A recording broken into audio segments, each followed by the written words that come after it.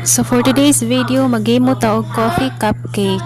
Wala ni siya itlog. Sayo na kay himuon. So ato nang sugdan. So magbutang na ta diri og 2 tablespoon milk, 1/2 cup sugar, usa ka kape nga stick, dayon 1/4 cup oil. Ug ato na siyang i-mix.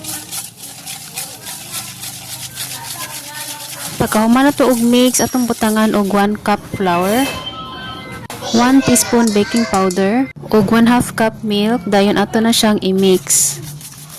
Dahan-dahan lang, dahan-dahan lang, dahan-dahan lang, oh dahan lang, dahan-dahan lang, dahan-dahan lang sa pag-mix. Pagkahuman og mix, ato nang ibutang sa ato ang cupcake liners.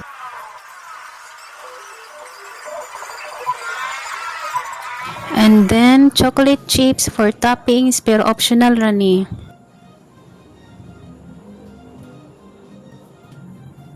Ato nang i-bake for 22 minutes, 175 degrees. Pwede po din nyo i-steam for 6 minutes medium heat and then 10 minutes low heat kung wala mo'y oven.